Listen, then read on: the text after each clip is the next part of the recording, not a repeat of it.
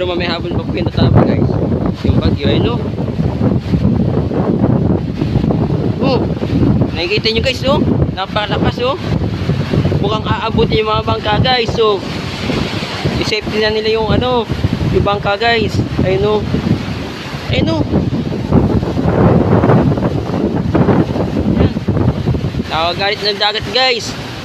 Yan, ayun na po. Yan.